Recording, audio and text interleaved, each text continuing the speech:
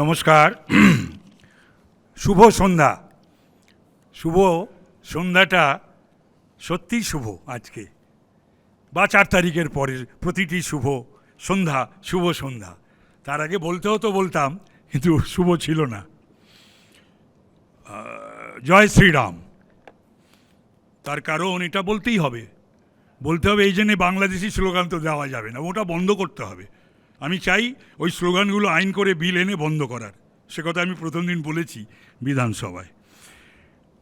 তার কারণ যে 3টে স্লোগান তৃণমূলীরা দেয়, কুণালরা দেয়, ওগুলো কোনোটাই ভারতবর্ষের বা বাংলার স্লোগান নয়। বাংলাদেশি স্লোগান আমরা দেব কেন? এত বড় বিশ্বকবি মমতা ব্যানার্জি কতগুলো স্লোগান লিখতেও পারেন না। সুতরাং আর দেশমাতার জয়ধ্বনি করবো না তো কার জয়ধ্বনি করব? আহা কি আনন্দ আকাশে বাতাসে, তাই না? পশ্চিমবাংলার আকাশে বাতাসে কি আনন্দ বলুন তো? আমি তো আনন্দ ধরে রাখতে পারছি না। 53 বছর প্লাস রাজনৈতিক জীবনে আমি এত আনন্দ পাইনি। মমতা হেরেছে, ওর সরকারের অবসান হয়েছে, এর থেকে আনন্দ। আর এই সুমন বললেন আমি নাকি হাঁটছি কোনো একটা পথে কিছু পাওয়া যায়। আমি সব পেয়ে গেছি সুমন, আমার আর কিছু দরকার নেই।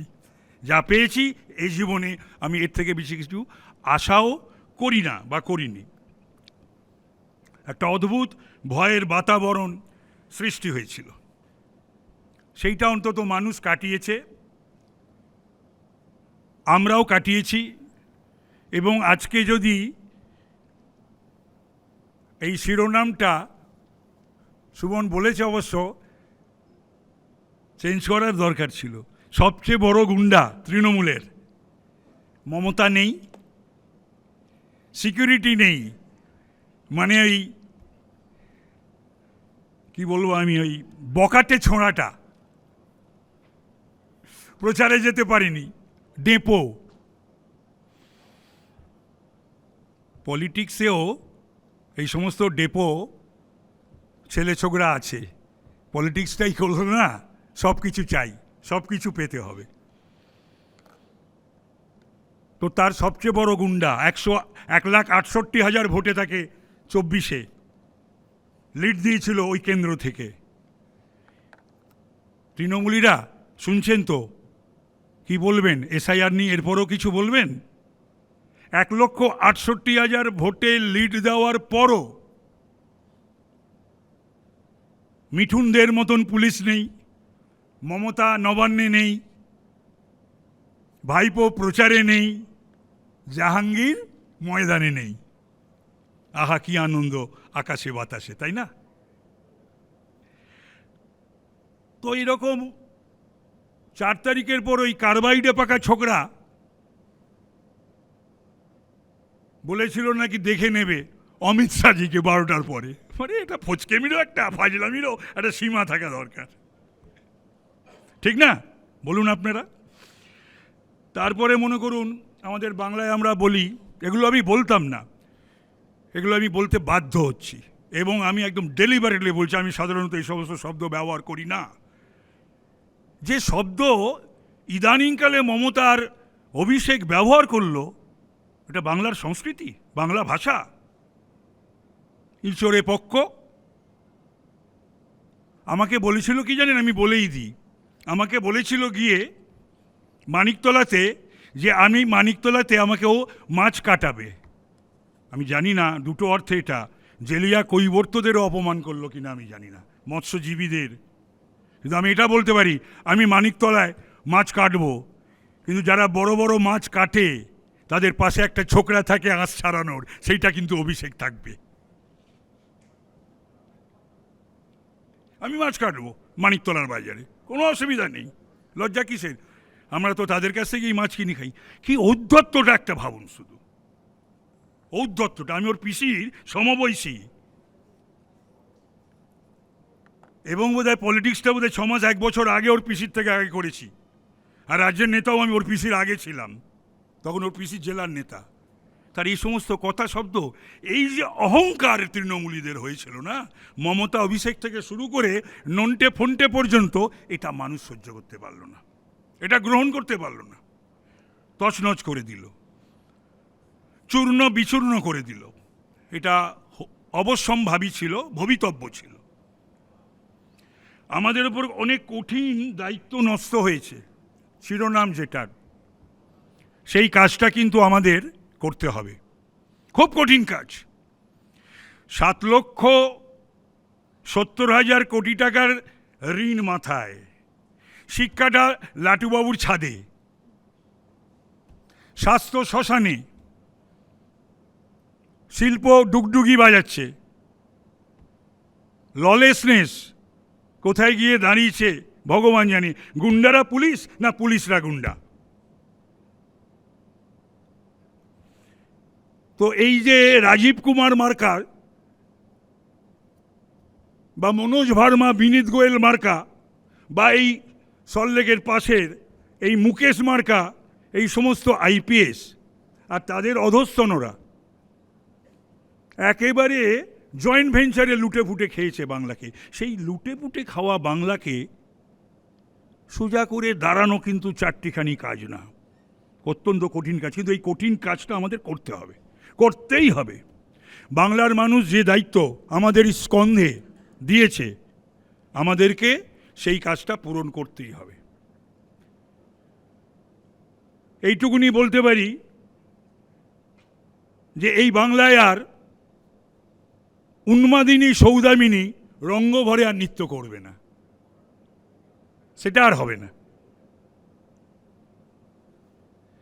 এই বাংলায় এইটুকুনি বলতে পারি, চাকরি বিক্রি হবে না, অযোগ্য অপদার্থ না, তারা পরীক্ষা দিয়ে পাস না করলে চাকরিতে যেতে পারবে না, মেধাবী যোগ্যরা যাবে। এইটা বলতে পারি, আইনের শাসন শুরু হয়ে গেছে। In action government was there earlier, এখন গভর্নমেন্ট ইন অ্যাকশন। আর অ্যাকশনটা কোন পর্যায়ে সেটা আপনারা বুঝতে পারছেন। আচ্ছা বলুন তো, একটা যে বাড়িতে দুধের ডিপেই চাকরি করতো কারুর পিসি, তার 24টা সম্পত্তি হবে কেন? কেন হবে 24টা সম্পত্তি, 35টা প্লট পরিবারের, ব্যানার্জি পরিবারের? কেন হবে বলুন তো? নিজে তো গর্ব করে বুক ঠুকে বলতো যে আমি অত্যন্ত কষ্ট করে, গর্বের, কষ্ট করে যারা বড় হয় তাদের তো গর্বের বিষয়। তো দুধের ডিপো থেকে কোনো নিয়ন্ত্রণ ছিল না, না পরিবারের প্রতি, না সরকারের প্রতি, না কর্মীদের প্রতি। লুটে খাও বাংলাটাকে, এটা কোনো কথা হলো? আর পশ্চিমবাংলার বিধানসভাটাকে নায়ক নায়িকা গায়ক গাই ধরে কি বিউটি পার্লার নাকি? কি ভেবেছিলেন মমতা ব্যানার্জি অরাজনৈতিক? আবার বাংলার অস্মিতা ঝরে ঝরে পড়ছে। মুখের ভাষাও যেমন, অঙ্গভঙ্গিও তেমন। আমি বলছিলাম বাইরে যে এইগুলোকে মানুষ নেয়নি, গ্রহণ করেনি, বরদাস্ত করেনি। আমাদের সেন্ট্রাল গভর্নমেন্টের কাছ থেকে প্যাকেজ নিতে হবে, অনেক টাকা পয়সা তাদের কাছ থেকে আমাদের স্পেশাল প্যাকেজ নিতে হবে। এইটুকুনি বলতে পারি, আজকেও আমার বাড়িতে অনেক আমলারা এসেছিলেন, তারা বললেন যে কিভাবে অর্থ, কিভাবে টাকা নষ্ট হয়েছে। আচ্ছা আপনারা জানেন, শুনুন, সিআইডিতে একটা কেস পেন্ডিং রয়েছে, সুমন। কোন কেসটা বলো তো? নন্দীপ গ্রামের পা ভাঙা কেসটা। আমাকে সিআইডির একজন অফিসার আজ আমার বাড়িতে এসেছিলেন, উচ্চপদস্থ। সে এসে বললেন আপনারা ওই কেসটা শুরু করুন না, বুঝতে পারবেন যে পা ভাঙাটা ঠিক ছিল না বেঠিক ছিল। তাই জন্য এবার আমি অমিত শাহজি যখন জিজ্ঞাসা করছেন, ওই যেদিনকে আমাদের ইয়ে হলো, ওই ম্যানিফেস্টো আমাদের যেদিনকে প্রকাশ করলেন, বললেন আপ দিদি ইস বার কিয়া করেগি, কাহা ব্যান্ডেজ বাঁধেগি? আমি চট জলদি উত্তর দিয়ে বলেছিলাম শরীরে আর জায়গা নেই, মাথা হয়ে গেছে, পা হয়ে গেছে, হাত হয়ে গেছে, আর কিন্তু ব্যান্ডেজ বাঁধার জায়গা মমতার নেই। তাই করতে পারলো না। কিন্তু আমি মুখ্যমন্ত্রী শুভেন্দু অধিকারীকে আজই বলবো, এখান থেকে ফিরে গিয়ে, যে সিআইডির ওই কেসটা নন্দীগ্রামের যে পায়ে চোট, ওটা কিচ্ছু হয়নি। তার কারণটাই বলে দিয়ে যাচ্ছি। বারবার সিআইডি চেয়েছিল, ডেকেছিল ওই ড্রাইভারের সাক্ষ্য নিতে, সেই ড্রাইভারকে পাঠানো হয়নি। এরকম বহু ঘটনা আছে, আমি যদি আসি মাঝে মধ্যে আমি বলতে থাকবো 1, 2, 3, 4 করে। কিন্তু সবচেয়ে বড় কথা যে বাংলাটাকে গড়ে তোলা।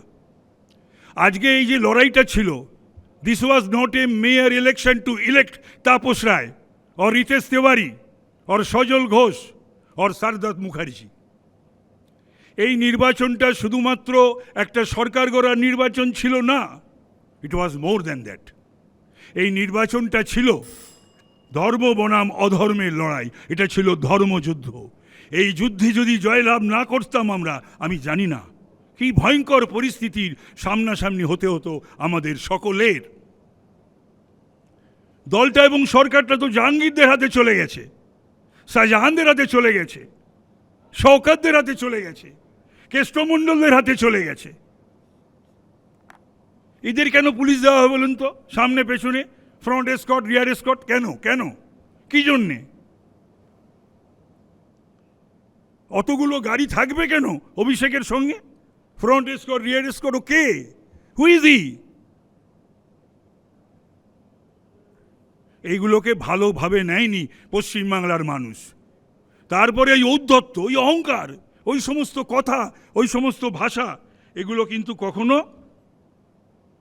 সহ্য করা যায় না। তাই আমি যখন যাচ্ছি ইদানিংকালে, জেতার পর বিভিন্ন জায়গায় বা নিজের কেন্দ্রে, সকলে বলছে, আমি অবাক হয়ে যাচ্ছি যে আমরা স্বাধীন হলাম।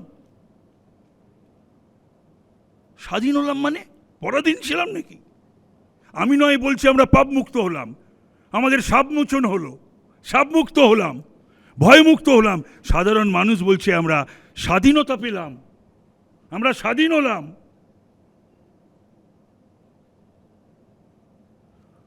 তো সুতরাং যাই হোক, এ পর্ব তো হয়ে গেল, এ পর্ব হয়ে গেল।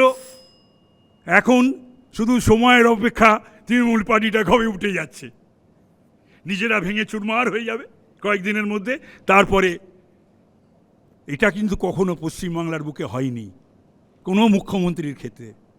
মুখ্যমন্ত্রী হাইকোর্টে যাচ্ছেন আর উকিলরা, আমি শব্দটা ব্যবহার করবো না, প্লিজ আমাকে বলবেন না ব্যবহার করতে, ওই 2 অক্ষরের শব্দটা ব্যবহার করছে। কেন বেরোতে পারছে না অভিষেক? সিকিউরিটি নেই বলে, বিরাট সিকিউরিটির বহর নেই বলে। সুতরাং হিস্ট্রি রিপিটস এবং they are paid back by their own coins. নমস্কার, ধন্যবাদ। এবিপি আনন্দ, এগিয়ে থাকে, এগিয়ে রাখে।